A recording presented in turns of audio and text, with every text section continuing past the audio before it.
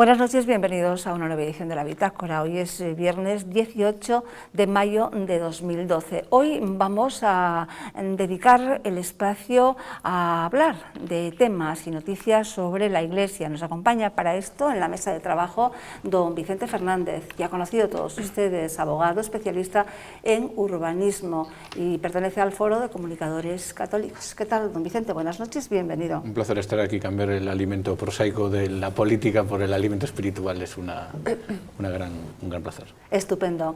En la esquina de la mesa, doña Pilar Enjamio es psicóloga. ¿Qué tal, doña Pilar? Buenas noches. Buenas tardes, muy contenta por estar en tan agradable compañía. Estupendo, bienvenida. A mi izquierda, doña Alicia Ansede, es médico, genetista y es miembro de la Real Academia. ¿Qué tal, doña Alicia? Buenas noches, Muy bienvenida. Bien. Buenas noches y muchas gracias por invitarme. Decía antes que era la tercera vez que venía aquí. Sí, es la tercera vez que vengo. Bueno, pues estamos Las ya... dos veces fueron durillas. Hoy espero que no sean tan duras. Pues estamos ya esperando por la cuarta. Bienvenida.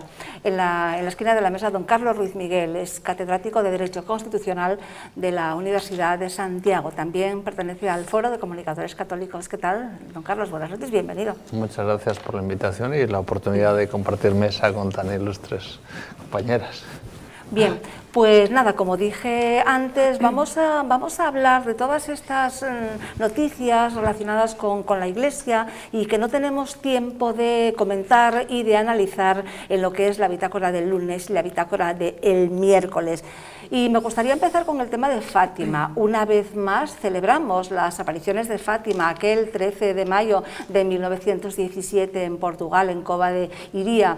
Esta advocación de la Virgen es muy querida en Galicia, así hubo novena y procesiones en Coruña, también en Orense, donde además se celebra el cincuentenario de la construcción del templo. Bien, están poniéndonos imágenes en los monitores de las procesiones, de la procesión de las antorchas, etcétera. Comentemos ya sobre esto, doña Alicia. Pues mira, yo te puedo decir una cosa sobre la Virgen de Fátima, que de niña, cuando yo era niña, me regalaron un libro de cuentos, que eran las apariciones de Fátima. Yo me lo leí y tanto me impresionó que lo busqué y no lo encuentro. ¿Quién me diera a encontrar ese libro? Le hacía yo ahora fotocopias, porque de verdad era impresionante ver cómo aquellos tres zagalillos, nada, que no eran nada, y que la Virgen se les había aparecido, y que todo el mundo dudaba de ellos. Así es. Y bueno, pues todo lo que pasaron, lo que arrastró, ¿no? todo lo que los llevaron prisioneros incluso. Y después terminó, la que vivió Lucía, terminó en un convento de clausura. Sí, en Roma. Sí, así no, es. En Roma no. Las Carmelitas. Estuvo en Pontevedra y en Coimbra. Y en Coimbra, perdón, en Coimbra, sí. En las Doroteas en Pontevedra y después se pasó a las Carmelitas, descalzas. Hizo la relación porque la visitó el Papa. Sí, así es, sí. ¿Participaron ustedes en la novena Virgen de la Virgen de Fátima? Bueno, yo creo que estamos viendo imágenes en Coruña. Quizá el movimiento mariano sea una cuestión bastante importante en cuanto a la relevancia. Yo creo que las procesiones tienen una relevancia muy importante de salir, es una expresión de creencia en la calle, popular, la gente. Uno si ve unas imágenes como estamos viendo aquí, pues ve personas de todo tipo. Y yo creo que es una manifestación muy importante de cara a que la gente no tenga miedo a salir a la calle con sus imágenes, su culto y a hacer una expresión de catolicismo públicamente, ¿no? En esta época que parece que hay una guerra de los sectores más laicistas contra la religión católica, es importante estas manifestaciones. Creo que la gente que sale a la calle y hace unas expresiones tan sencillas, tan naturales, tan normales, tiene un valor ejemplarizante de cara a hacer una expresión en sede de libertad y de derechos. No, los católicos no pedimos nada más, que salimos a la calle, sale en una expresión natural, sin molestar a nadie y nada más. Y no hay que tener miedo por salir de esta manera. Claro. Pues yo ya insistí otra vez en el efecto psicológico, terapéutico de la religión en cuanto a fobias, en cuanto a problemas. Es que te da positividad, es como una terapia, una curación. Entonces la positividad hace que elimines tus esquemas mentales erróneos y que adoptes un nuevo proyecto de vida. Y de ahí la importancia de las curaciones, que hay muchas curaciones que parecen imposibles, y es la importancia de la fe, porque la fe es la que resuelve todos los enigmas, que es fundamental. Yo me acuerdo que estaba comentando con doña Alicia que tuvo un grave accidente de coche, que gracias a su marido, aparte, bueno, yo por ejemplo estaba en Monseñor Rouco Varela cuando vino Juan Pablo II y tenía muchas ganas de verle, y me dio la mano Juan Pablo II, y es como si a través de la energía de su mano te curase todo, cuerpo, espíritu, alma. Cambias totalmente, vas nueva, te cambias la forma de ver la vida, te curas, ver las cosas positivamente. Es algo que no puedo explicarte, es que no sé explicarte, pero es algo impresionante. Muy importante el testimonio. Don Carlos. A mí me parece que las apariciones de Fátima son algo especialmente importante, tanto para la historia de la Iglesia como para la historia humana. Me explico. Por un lado, poca gente sabe que no todas las apariciones tienen el mismo nivel de aprobación. Claro.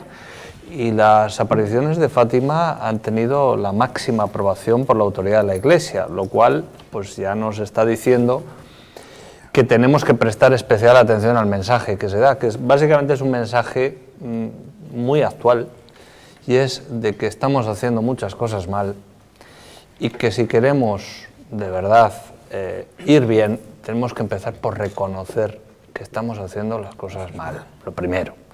Y yo creo que ese mensaje, aunque sea de 1917, todavía hoy sigue siendo válido. Bueno, 1917 y después otras apariciones. Pero además, yo creo que Fátima es algo que ha sido y que quizás todavía puede seguir siendo muy importante, ya no solo para la historia de la Iglesia, para la historia de la humanidad. Estoy pensando en profecías que se han cumplido. Bueno, no voy a entrar en el tema de Rusia, ¿no? Hasta qué punto incluso esa profecía está pendiente de cumplirse o ya se ha cumplido. Pero creo que realmente Fátima es no solo una devoción muy hermosa, sino que creo que es un fenómeno que va, me atrevería a decir, más allá incluso de la devoción religiosa. Sí, así es. En efecto, no todas las tienen el mismo grado de aprobación por parte de la Iglesia. La Iglesia, bueno, cuando es importante la aparición, pues recomienda el culto. Entonces, en este caso, Fátima, efectivamente, y Lourdes son dos apariciones muy importantes. Ahora, el cardenal Rouco Varela acaba de autorizar el culto en El Escorial. Cuando aparecieron, era el cardenal Suquía, y cuando le pidieron que diera su aprobación, él dijo que, bueno, que no constaba que aquello fuera sobrenatural, pero bueno, pasaron 20 y tantos años y entonces ahora acaba de aprobarse el culto, porque en esto hay que reconocer que la Iglesia es muy cauta, como también es muy cauta en el caso de las curaciones. Ya quisiera yo que la ciencia fuera de cauta como lo es la Iglesia, que tiene que pasar por el filtro de la ciencia más el filtro luego de la propia Iglesia, ¿no?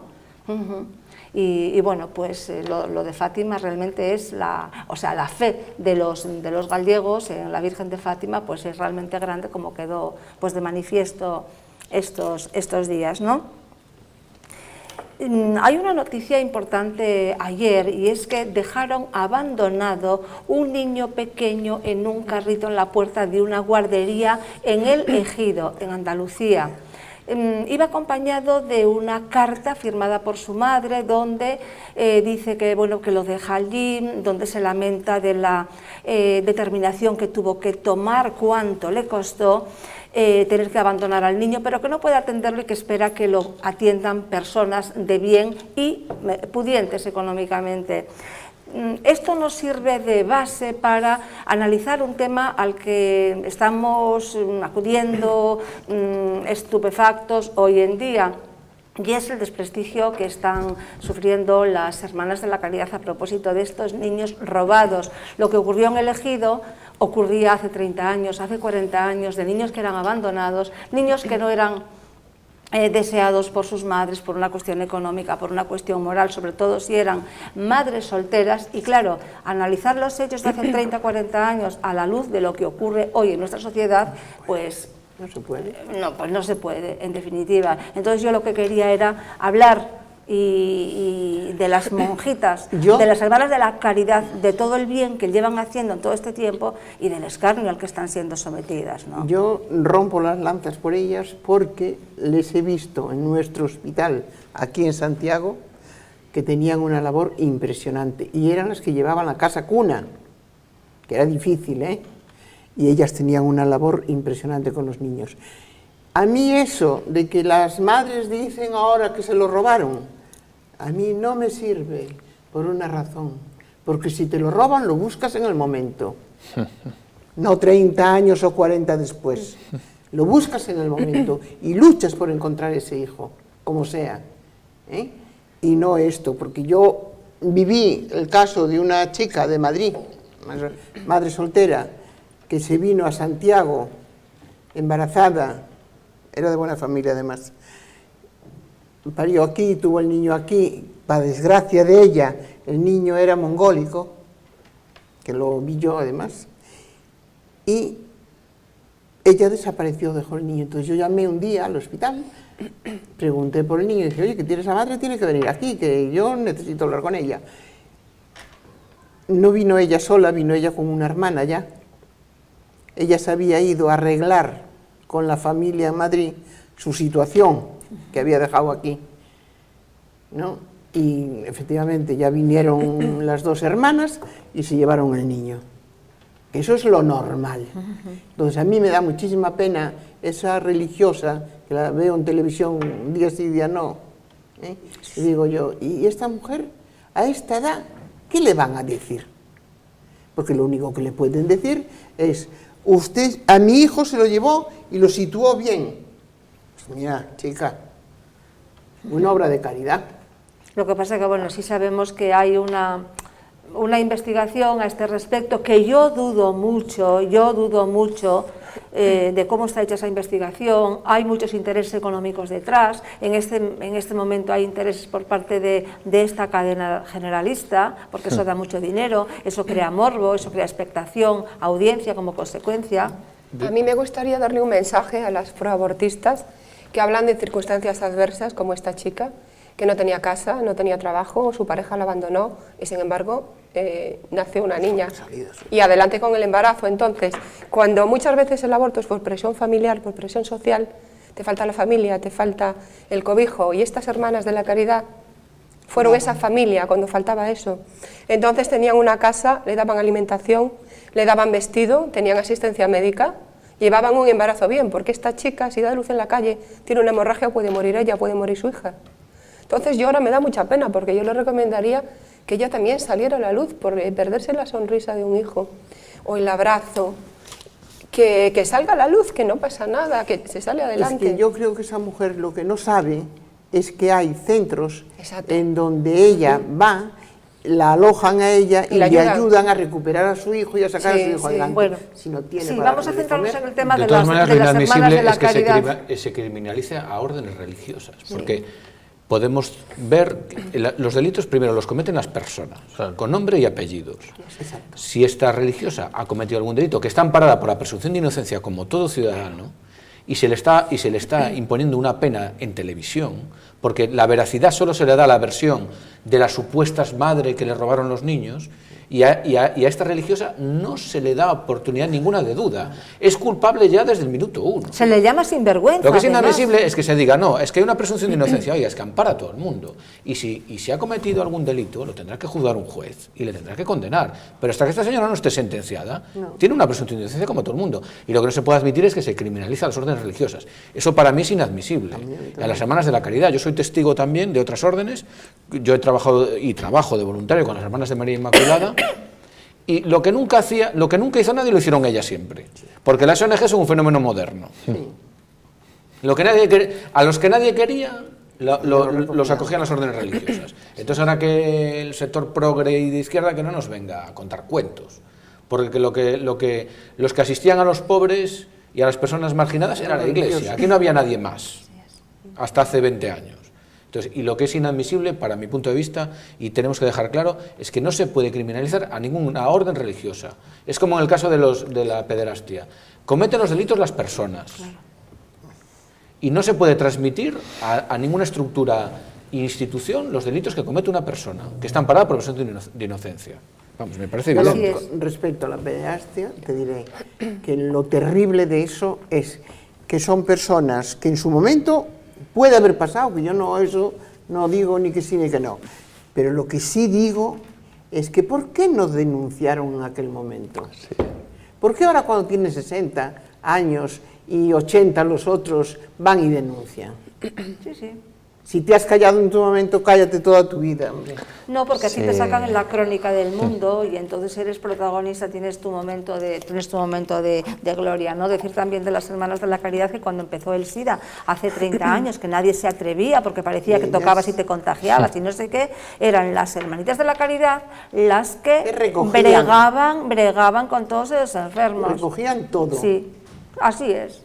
Sí, yo aquí creo que se han dicho dos cosas muy interesantes. La primera es que, como ha dicho muy bien don Vicente, estamos hablando de una persona, de una persona acusada.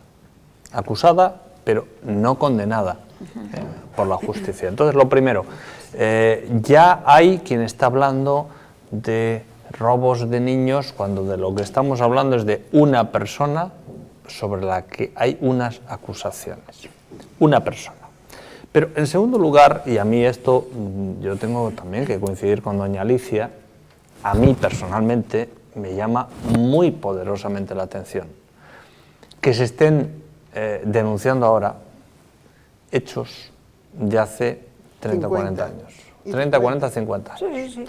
Es decir, esto se supone que la versión que nos están vendiendo es que esto era poco menos que un crimen del franquismo. Sí. Pero claro, es que Franco se murió en 1975 y la Constitución está desde 1978.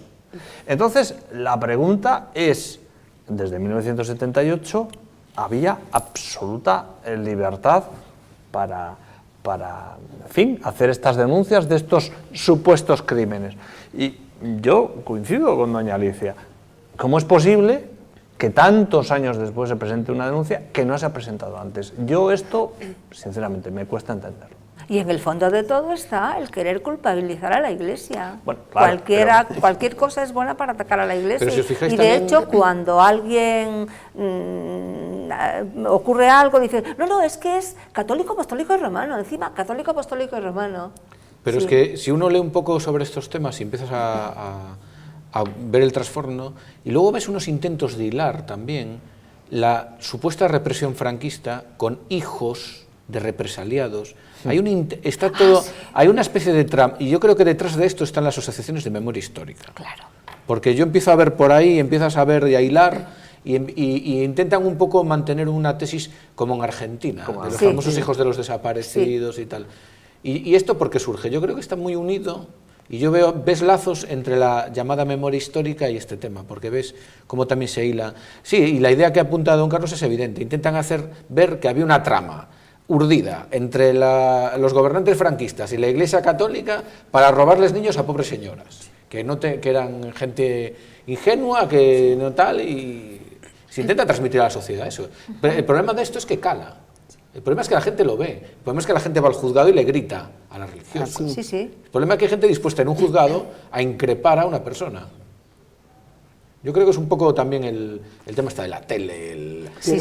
Pero y luego las cámaras dispuestas siempre a acoger las palabras de aquel que está en contra. Pero los que increpan no tienen caridad con la persona que están increpando. Porque con una religiosa de 80 años, que debe ser lo que debe tener esa señora, la verdad, lo menos es caridad. Y no... A mí me dicen que lo están haciendo mal, desde punto y hora que están insultándola a la entrada del juzgado y chillando y venga. Y sin vergüenza y asesina de todo. Sí. Pero yo iría más allá, es decir, no es la primera vez que hay bulos contra la Iglesia y contra órdenes religiosas. Eso está en la historia, ¿no? Si uno coge el siglo XIX, siglo XX, pero yo me acuerdo, creo que es 1833-34, hubo un bulo que se hizo circular en Madrid, de que las monjas estaban dando caramelos envenenados a los niños. No hay que reírse porque hubo violencia a consecuencia de este bulo. Violencia contra las religiosas, que por supuesto no daban ningún caramelo envenenado. Entonces no había televisión. Se hizo circular el bulo y se desencadenó una violencia contra personas inocentes. Estamos ante un bulo con nuevas técnicas, pero la táctica de crear bulos para atacar a la Iglesia no es nueva. Lo que nos debiéramos preguntar es el por qué esta maldad continuada de crear bulos contra personas que se dedican a ayudar a los demás. Y se está creando contra la Iglesia. Se está creando una psicosis terrible de muchos hijos adoptados que los trataron muy bien sus familias y ahora quieren buscar a los padres biológicos. Se están creando una psicosis tremenda, que si no, no hubieran pensado jamás en este Pues a mí tema. me parece bien que quieran buscar a sus padres No, pero en el biológicos. sentido, pero referente a las hermanas de la caridad, que no tiene absolutamente nada eso que ya ver. no. Bueno, pues desde luego nuestra defensa desde aquí creíamos que sí que teníamos que hacer estos comentarios porque, bueno, sabemos que seguramente este fin de semana nos van a repetir la dosis por ahí en esta cadena tan progre, ¿no? Vamos, el Tribunal de Derechos Humanos de Estrasburgo avala el despido del sacerdote casado con hijos, profesor de religión que había sido despedido. Él no está de acuerdo con la sentencia, dice que se han vulnerado su derecho a tener su ideología y a la libertad de expresión. Recordar que este es sacerdote, está casado, tiene hijos y pertenece al grupo pro celibato opcional. Doña Alicia. Yo lo que digo, y lo digo siempre, es que el sacerdote tiene, para ser sacerdote, está una serie de años en el seminario que se puede salir y no pasa nada, ¿eh? Después tiene que apechugar. Claro. Y lo mismo pasa con el matrimonio, que a veces no te llevas bien, pero bueno, lo llevas, ¿eh? Y ellos no, ellos cogen, tiran todo, algunos, muy pocos, sí. muy pocos, tiran todo y se van por otro lado, y después aún encima siguen diciendo que son igual de sacerdotes que los otros, que ellos pueden decir misa en sus casas. Hombre, yo parto de la base que si tú quieres pertenecer a una organización tienes que respetar las normas. Si las normas pues te exigen ciertas premisas, tienes que cumplirlas. Yo les recomendaría, como dice Benedicto XVI, no hace falta ser sacerdote ni profesor de religión, que en ti vean el rostro de Dios a través de las obras, que hagas vida social y no tiene por qué meterse con la Iglesia. Porque lo mismo que dice que respeten su vida familiar, que él respete también que intervengan magistrados de la Iglesia Católica. Pero que no estaba de acuerdo con eso. ¿Cómo? ¿Cómo? Porque yo Quiero puedo decir respetar la vida familiar de un sacerdote que se sale, se casa, yo lo respeto. No, pero no me está muchísimo, entendiendo. pero Quiero decir no lo que entiendo. fuera del sacerdocio, de ser profesor de religión, tú puedes ser cristiano como soy yo, como transmites el mensaje de Cristo, las ideas de Benedicto XVI, como hacen los jóvenes, de la solidaridad, de la esperanza, de la fe, que puedes ayudar, pero fuera. No tienes por qué, porque perteneces a una asociación que tú no cumpliste las normas. Es que es ilógico, es rocambolesco. O sea, que ¿verdad? deje de ser sacerdote Exactamente. y que tenga su familia, Exacto, y que la cuide. siga siendo Claro. católico, haciendo Claro, apostolado, pero en sin- su familia, claro. fuera. Sí, don Vicente. Efectivamente. No, la sentencia yo creo que es importante porque acepta la peculiaridad de lo que es la asignatura de religión. La propia sentencia dice que está dotada de una peculiaridad que por lo tanto acepta que el obispado puede elegir a las personas que digamos impartan esa asignatura, pero es que es lógico. Es que me parece, la postura del señor, ¿por qué le alega que se vulneró su derecho a la intimidad, a su familia y tal? Pero vamos a ver, si usted va a dar clase de religión, el arzobispado es clase de religión católica, el arzobispado está plenamente facultado para elegir a las personas que tienen que dar clases. Es que yo no, a mí me parece fuera de toda lógica, pero la sentencia es importante. La sentencia es importante porque admite que el arzobispado pueda seleccionar Su para personal. a las personas por la peculiaridad propia de la asignatura que... Porque aquí no estamos hablando de que da matemáticas, Claro. está dando religión católica, y la autoridad es el arzobispado, es que no hay otra, es que o lo aceptas o no lo aceptas, o sí o no, Pero no yo hay- te no voy a hay decir una término cosa, medio. ese señor ya dejó la religión católica en el momento que Justo. dejó el seminario, no, el sacerdocio. Sacerdocio. Tuvo que renunciar. Pero no a la religión católica. No, la Bueno, católica no. Mira, a la Sacerdocio. religión católica sí, en el fondo sí. Ayer estuve yo leyéndome el catecismo de la Iglesia Católica, el sacramento del orden. Bueno, es que cuando se casa, Bien. hay excomunión late sentencia. Sí, sí, pero eso no significa el hecho de que estés excomulgado, que tú No. ya no tengas la fe. Ajá, ah, bien. No, no, Son eso no dos, significa eso, son dos cosas distintas. Cosas diferentes. Él tiene una fe, pero un poco quiere adecuar lo que es Claro. la religión. Él Es decir, quiere que el Sí. Papa se Claro. adecue a lo que él quiere. Claro, a su movimiento, Exacto. claro. A que los y dos él puedan casarse. no Es otra adecuarse cosa. al Papa que estaba obedeciendo al Claro, Papa. claro, claro. Entonces es lo que decía, si lo que decía también doña Pilar, oye, me sientes en esta organización Exacto, y que cumples. en este caso es la Iglesia, oye, te pueden gustar cosas o no, pero o lo acatas o no O te vas, perteneces. Claro que sí. Y si te vas, con todas sus consecuencias. Así es. No, vamos. No irte de la Iglesia, sino dejar el sacerdocio, casarte, secularizarte, seguir con tu vida, que puedes hacer mucho bien de todas formas. Pero es que la Iglesia solamente autoriza el matrimonio cuando declara que ese sacerdote no cumplió las normas. No, él puede, todo sacerdote puede dejar de ser sacerdote. Pide una dispensa. a Tiene que Roma, pedir la ta, ta. dispensa y que se la den, Sí, ¿eh? sí, sí. Que no se En la este dan. caso él pidió la dispensa, en Sí, este caso. sí. Este caso concreto. Pero se Pidió- casó siendo sacerdote. Sí, pero Sí. él pidió la dispensa, él pidió la dispensa y se la concedieron. Sí, Entonces él puede estar casado. claro, claro. Pero me parece que se casó antes de tener la dispensa, ¿no? Sí, sí, Porque sí. se casó en 1 año y medio, todavía no había transcurrido el tiempo. De todas formas, Roma, la dispensa esta, la da.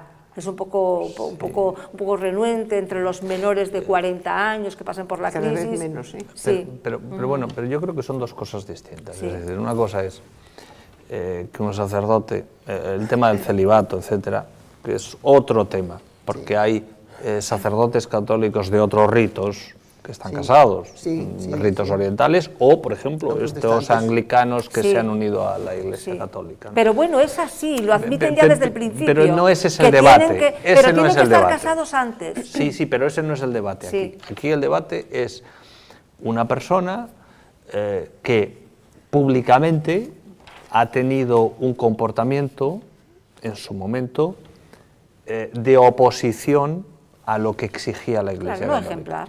Es decir, aquí no entramos en si es buena o mala persona, Ya. no entramos en si cree o no cree mucho, sino que a la hora de elegir al profesor de religión, digamos que lo que la Iglesia tiene que buscar es que esa persona ya de entrada no tenga una actitud rebelde con la propia Iglesia, cuya religión va a enseñar a unos alumnos. Este es el tema.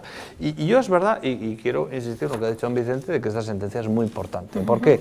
Porque hay varios casos en España pendientes de resolución judicial. Que no sé si ha sido en Málaga o en Almería, hay un caso que dio la razón al profesor, está recurrido por el obispado, y esta sentencia del Tribunal Europeo de Derechos Humanos creo que va a ser muy importante para la defensa jurídica del obispado, ¿no?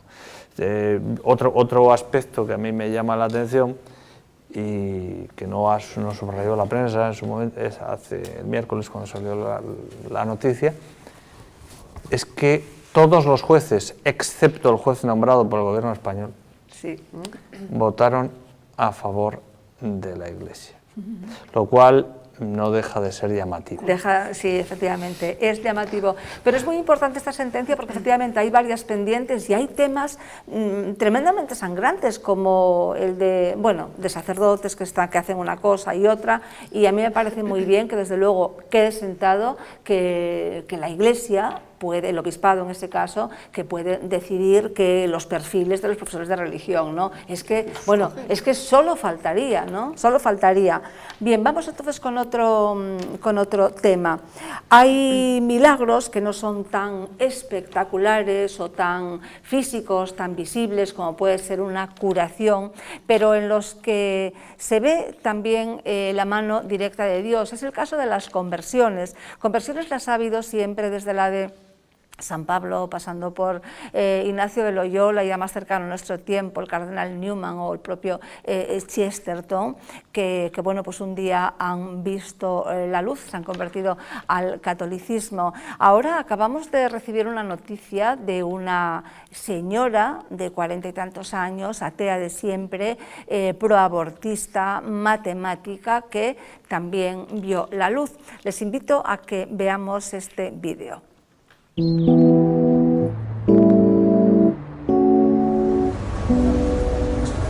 Yo a los 47 años me di cuenta de que Dios existía. Y tener que enfrentar este cambio a esa edad también no fue fácil. Mi marido ateo, mis amigos ateos, toda la parte espiritual no existía. Nosotros nos casamos por la iglesia, pero yo diría que nos casamos por no crearle problema a mi suegra, porque mi suegra era una católica observante. Pero después nunca más. Vinieron los hijos nosotros no los bautizamos. Entré a estudiar en una década bien agitada políticamente. Salíamos con piedras y con marchas, con mucho asambleísmo, muy idealista, para que el mundo estuviera mejor y a lo mejor el mundo está en nuestras manos y teníamos que nosotros movernos para defenderlo. Teníamos líderes y el Che Guevara para nosotros era un modelo porque era rebelde, se rebelaba contra la injusticia del mundo. Cuando pienso en esa época, la persona humana no tenía ningún valor, o sea, por eso cuando se hablaba de aborto, esa persona para mí no tenía ningún valor y además más chiquitita, un valor, porque uno es muy egoísta también, ¿no? Es muy centrado en sí mismo. Siempre decían, no, es que los matemáticos son inteligentes y no se las creían. Llegaba a mi casa ya con el ánimo predispuesto a discutir o a pelear con mi marido, porque llegábamos los dos del trabajo y entonces él llegaba a sentarse a que lo atendiera y yo me sentaba junto con él. Sin hablar, nos quedábamos un rato, él esperando que yo hiciera algo, y yo, no lo voy a atender, hasta que él decía, bueno, íbamos a comer algo, vamos a tomar once, y ahí entonces yo lo agredía, ¿no? ¿Y tú qué te crees? La personalidad de ella, que es más fuerte, en el sentido de más dominante, efectivamente creaba muchas peleas y muchas angustias en nosotros, que éramos chicos, de que en cualquier minuto la familia podía separarse, podía disgregarse. Había un desencanto, tú hacías muchas cosas pero no le encontrabas el sentido. Yo ahí me sentía que claro que yo podía vivir regio como estaba, pero con una rabia interior y con un vacío interior inmenso, estaba viviendo pero muy mal. Yo creo que ahí es donde uno empieza a aterrizar y si no tienes fe, no tienes nada, te viene ese como vacío existencial. Tuve oportunidades de compartir con gente de distintas religiones que me invitaban, buscando seguramente alguien, ¿no? que me llene el espíritu. Fíjense, cuando yo tomaba pruebas, veía a mis alumnas que tenían la imagen de San José María en su escritorio. Hubo un momento en que dije, ¿quién será este señor? Que estas alumnas lo siguen y lo tienen ahí como una cosa muy importante para ellas. Pero claro, después me di cuenta que era el fundador del Opus Dei, y aquí en Concepción el Opus Dei era mirado como una cosa muy clasista, típica, ¿no? Entonces no quería nada tampoco con eso. La primera vez que vine aquí, cuando entré al oratorio, sentí la presencia de Dios.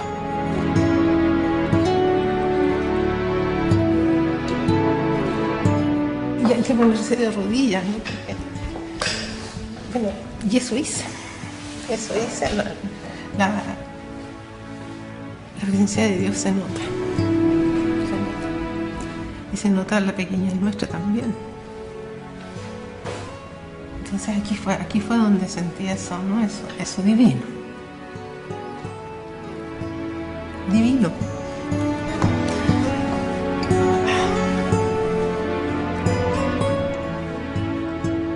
lo que me cambia es cuando tengo esa fe y me doy cuenta que soy hija de Dios, que todos somos hijos de Dios. Yo creo que ahí es cuando se produce un cambio en la vida, en toda la vida, ¿no? en todo. O sea, todo está equivocado, pero 100%. Las veces que volví a estar en el oratorio, ya era una certeza, la certeza de que ahí estaba, eso grandioso que ando buscando siempre, ¿no? Y eso que te provoca una alegría y un vuelco aquí tan grande, ¿no? Esa sensación de reconocerlo. Yo me convierto y me doy cuenta de lo equivocada que estaba en todo. Empiezo a remediar las cosas, empiezo a remediarlas, pero remediaba pocas. En un momento, en un rato de oración, escuché, así clarito, cambia. En un principio, cuando mi madre se convirtió, mi padre no lo entendió plenamente. Y eso generó conflictos, pero lentamente él mismo se fue dando cuenta que había cambiado a su señora y obviamente era para mejor. Al principio me molestaba y yo creo que le hacía la vida imposible, pero después dije yo no puede ser. Por formación nunca le he negado la realización personal. Yo digo que cada uno debe tener su espacio y su vida, por lo tanto trato de entenderla. Así que ella sale, hace su vida y yo la entiendo. O sea, Y ahí me di cuenta, ese es otro cambio, voy a atenderlo. Y llegaba a la casa, cambiaba la cara y entraba, le daba un beso. Le decía, mijito, te voy a servir, ¿quieres que te haga un huevo? que te haga preparar algo? Claro, él no entendía nada, esta cosa tan rara. Pero a los pocos días de cambiar yo, ¿no? Y me empezó a gustar, o sea, ya no era una cosa desagradable. Y también él cambió. Ya nos metíamos los dos a la cocina y nos preparábamos. Tenemos una historia tan grande en común, ¿no? Tan larga, nuestros hijos y nuestros nietos. ¿Qué más me trae de San José María?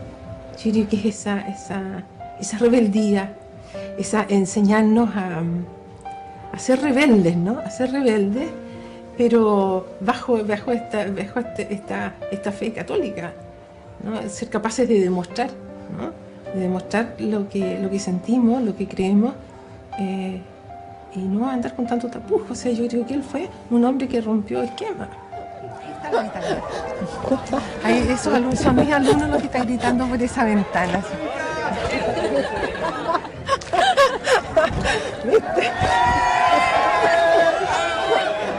Ella es un modelo para nosotros, en todo sentido. Logramos una muy buena relación, mucha más cercanía, mucha más confianza. Esta familia es bastante unida, los quiero muchísimo, a cada uno de ellos. Valen oro. En todo el periodo de vida en común, ¿no? De vida matrimonial, uno pasa momentos gratos y momentos más o menos difíciles, pero los difíciles valen la pena, todo vale la pena vivirlo para poder llegar hoy a compartir con todas estas personas tan lindas que están a mi alrededor.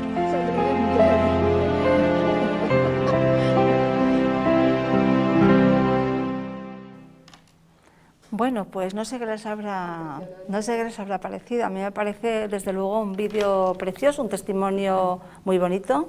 Sí, pero yo le pediría aún más a esta persona, porque me da la impresión que solamente va buscando su paz interior. Sí. No, ella tiene que restituir con su ejemplo y con su vida todo lo que ha hecho mal, porque a cuántas almas ha llevado por delante. Eso es lo que hay que saber. Y la Iglesia ahí sí que creo que tiene que ser cautísima.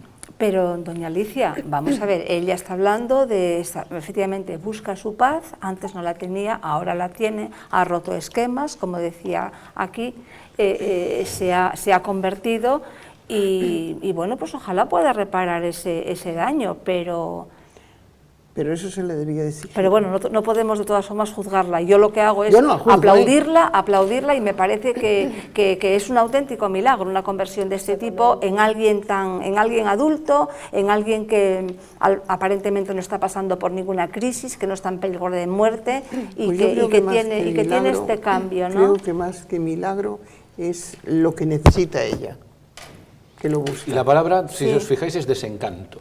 Claro. Ella repite 2 veces desencanto, ¿no? Sí. Sí. Primero compró la mercancía estropeada y maligna del hoz y el martillo, y ahora vuelve, se Y de ilumina el hecho bien tiene- sí. del crucifijo, ¿no? Claro. Ahora sí. Fijaros cómo ella era una... es la generación esta, marxistas, leninistas, les venden esa religión maligna y falsa, y se desencantan y claro, Y luego ven caen. que la verdad está en otro sitio. Claro. Pero qué fantástico, es Pero que bueno, es un mensaje ahí... también de No, no, no, ejemplarizante. también. No, no, no, Ejemplo, es que... Pero el problema a lo mejor es lo que dices tú, toda esa gente que ha pervertido durante el camino. Bien, pero, óigame, O pero... sea, ha sembrado su Su vida... estela.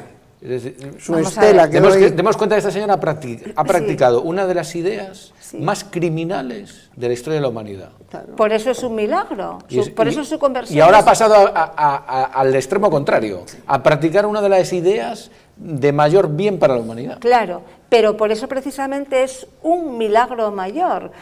San Pablo perseguía a los cristianos, Sí, ¿no? pero Antes Sí, de- pero era antes de caer distinto. en Pero el Valle de Magdalena, Damasco. Eran pero épocas distintas. San Sí. Pablo no tuvo un desencanto. No. Sí, Esa es la diferencia. No. sí, pero no San pasa Pablo nada. iba persiguiendo a los Pero el tener cristianos. desencanto, o sea, no pasa nada tampoco. No, yo no digo que pase nada, yo digo que no es el mismo caso. Es decir, una conversión de verdad no es porque te ha desencantado lo que tenías antes. Sí, porque También no te es- desencanta el Che pero Guevara, pero es una en manera, definitiva. es una manera de hablar, ¿no? A mí me parece que esta persona No, que yo no digo que no sea de verdad que la le han conversión, pero insuflado, tampoco. vamos a ver, que le han insuflado tanto veneno, que ha adorado al Che Guevara y que se siente que eso no llena, que es un aviso el que sientes que eso no es la verdad. Y que te venga pues esa gracia de Dios, porque es una gracia, Sí, eso no eso viene nadie lo así, discute. que pasaba por ahí lo encontré, no, eso es una gracia de Dios, que claro, tienes que estar ahí esperándolo, tienes que haberlo pedido previamente, tienes que haberlo pedido y haberlo deseado fuertemente. Pero no hay que doña ser tan Pilar. drásticos, yo creo, No. porque hay muchísima gente que no tiene la suerte ni la fortuna de conocer en su vida social y en su ámbito familiar y su entorno la religión católica que tenemos. Sí. No podemos juzgar cuando no conocen. Entonces, por eso yo digo, de lo que dice el Papa, lo importante de la juventud, que a través de chicos jóvenes y de una simple imagen de Escrivá de Balaguer, fue cuando empezó a pensar en el cambio.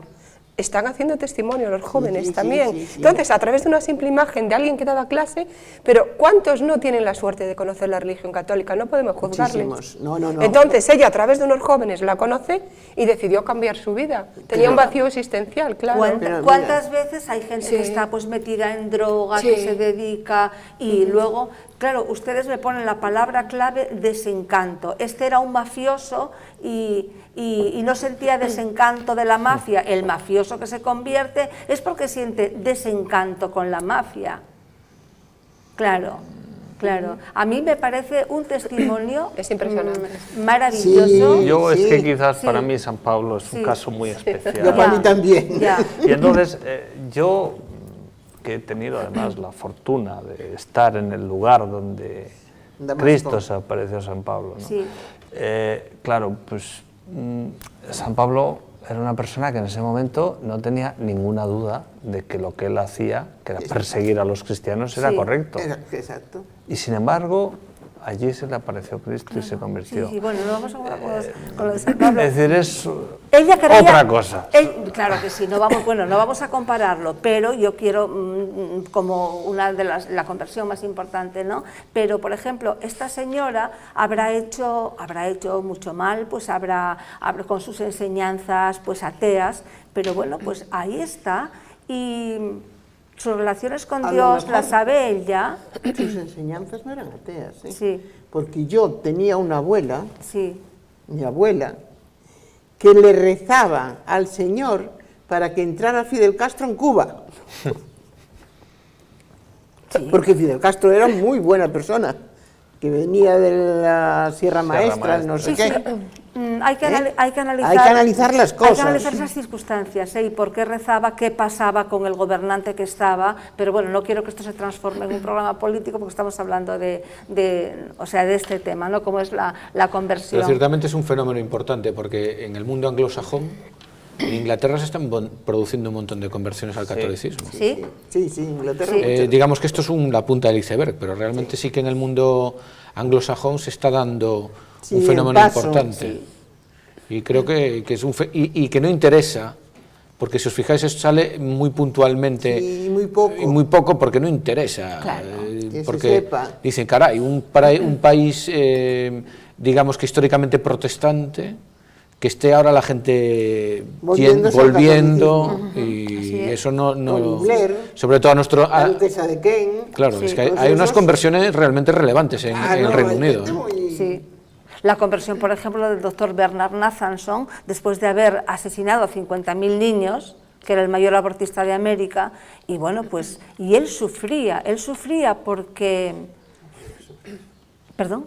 Ya podía sufrir. Claro, sí, pero él luego ya cuando dejó de practicar abortos, él quería realmente convertirse, y él pedía convertirse y no podía, hasta que ya por fin sí. Lo que hicieron, los proabortistas normalmente sacaban el niño, lo tiraban al cubo y en trozos, y eso le repugnaba. Entonces, ¿qué hicieron? Inventaron inyectarle a la madre que se muriera el niño dentro de la madre. Las prostaglandinas. Sí, eso es. Y los sueros. Eso es, sí, el suero salino. El suero salino, sí. Que se muriera el niño dentro de la madre, como les decía yo, por eso yo tengo mucha experiencia de ese tema. Decía yo, pero si da el último coletazo el niño en tu seno. Sí, así es. No seas de aquí. Yo incluso tuve una que hizo 17 abortos. Y de los 17, eso solamente una, me dijo, y los volvería a hacer hoy. Decía, usted está convencida. Esta si la convenzo yo para mi lado, va a ser igual. Sí, y en Estados Unidos, aquí no se practica, pero en Estados Unidos el aborto por nacimiento parcial, que sabrá que es sacar el niño vivo, sacarlo por las piernas, y cuando todavía la cabeza está dentro, aquí le aspiran, pero déjeme, lo digo, pues ya que salió lo digo, lo aspiran para, le succionan el cerebro, lo meten en un frasquito y esto va directamente a los investigadores del Parkinson. Sí, efectivamente.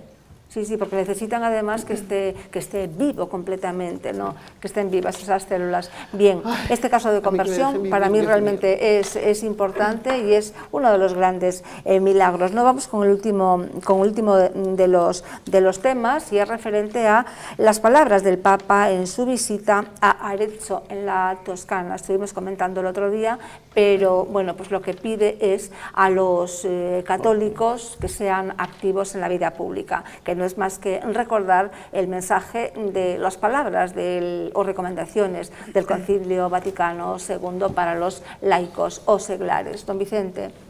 Pues yo creo que es muy importante las palabras del Santo Padre, porque yo creo que los católicos tenemos esa misión, de alguna manera, ¿no? Y fundamentalmente hay, para mí, unos rasgos importantes. Es, por un lado, estar pues, siempre del lado de los marginados, de los pobres, defender la vida, la educación, defender la familia y sobre todo la justicia y su consecuencia natural, la paz.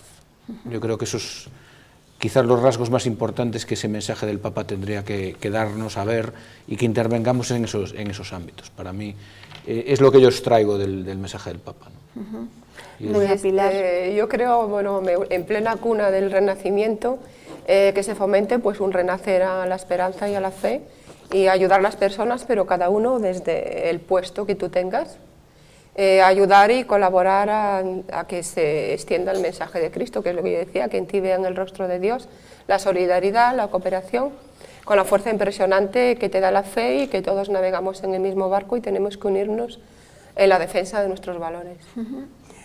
Y yo creo que esta época que hemos vivido, que ha sido mala, la culpa la ha tenido la propia Iglesia, con todas sus teorías y todas sus gaitas.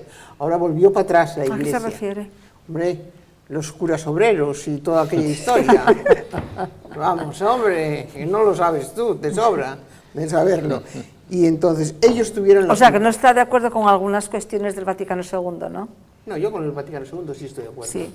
Totalmente, completamente. Yo con el Papa estoy de acuerdo, quieras o no quieras. Sí, es a partir de, yo ahí, con el Papa ¿no? estoy de acuerdo. Y que lo más importante es educar a la juventud, sí, pero a la juventud se le educa dándole ejemplo, no diciéndole.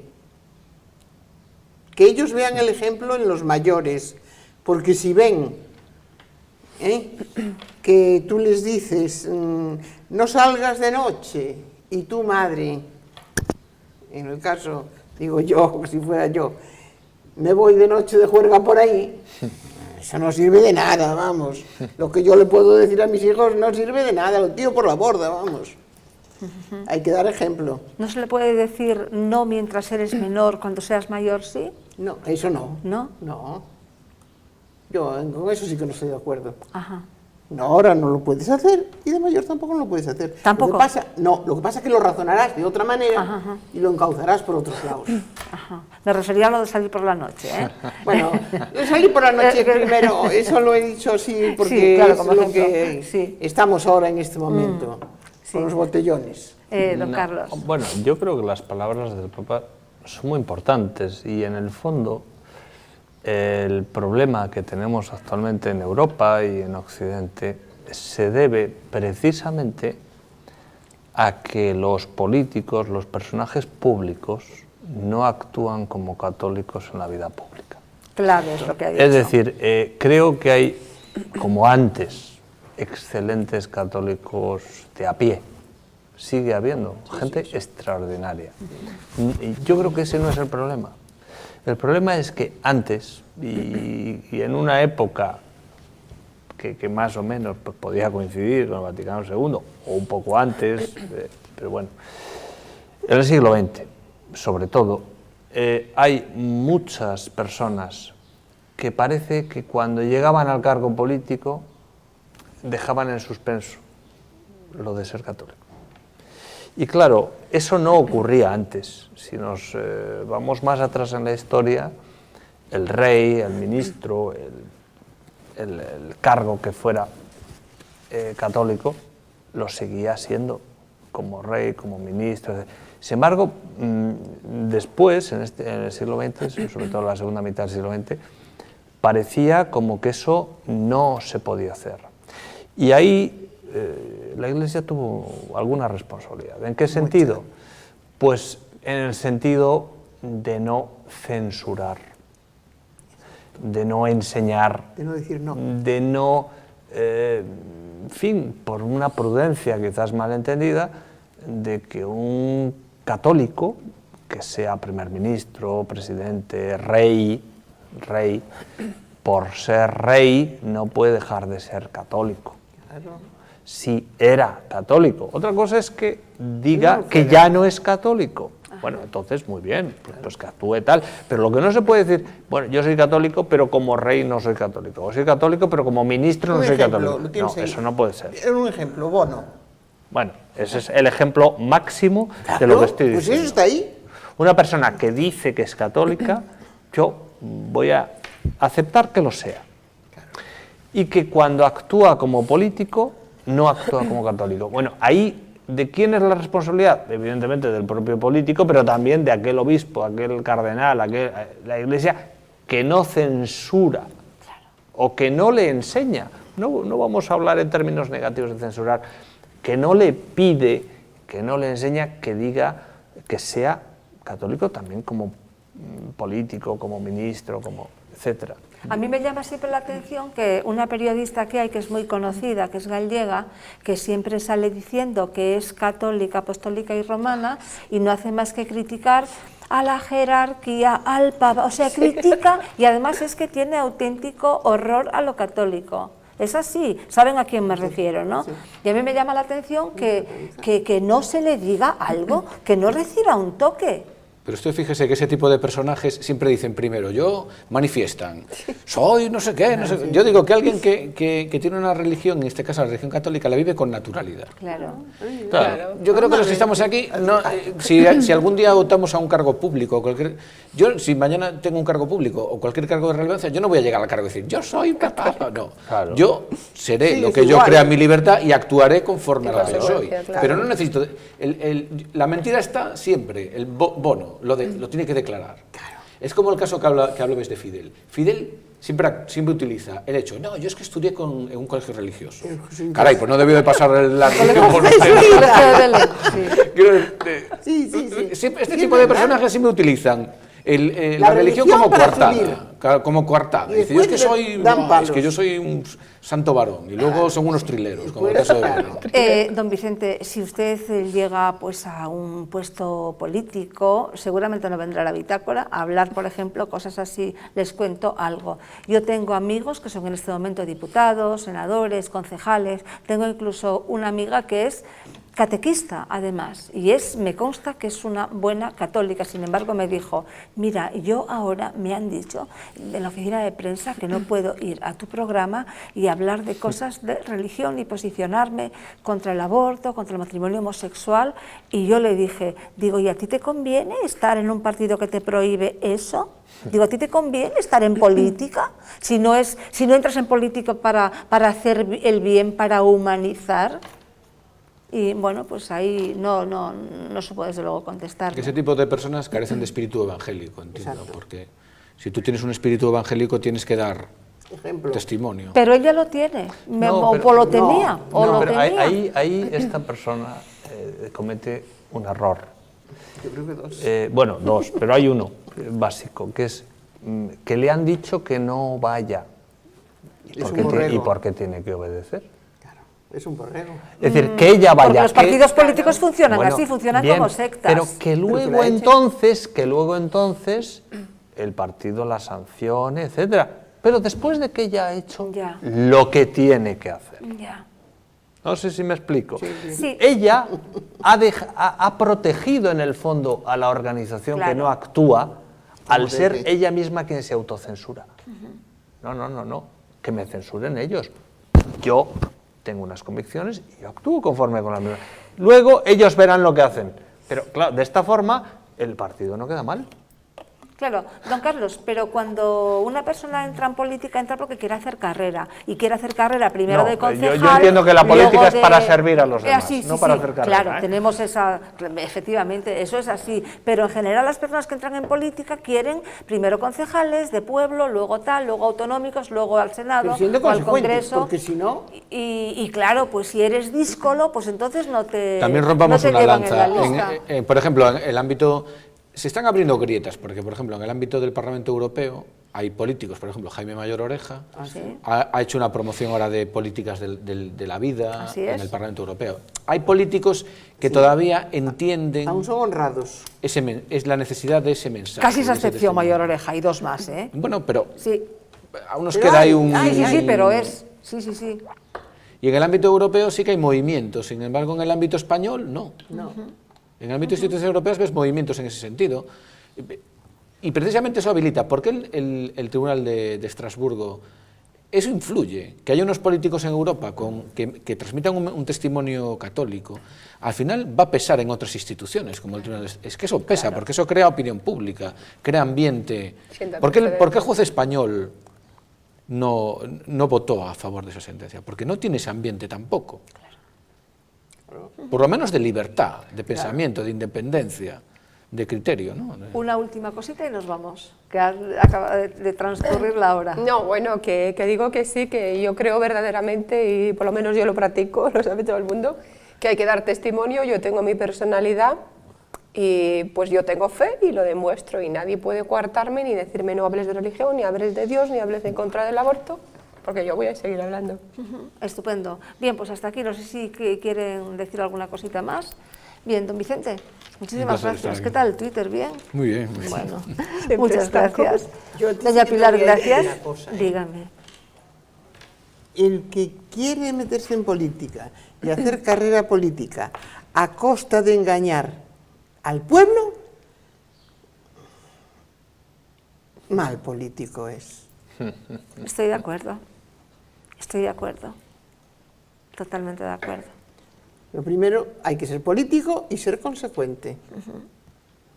Estoy de acuerdo y ojalá hubiera más políticos consecuentes. Don Carlos. Pues coincido plenamente con esta opinión. Muchísimas gracias.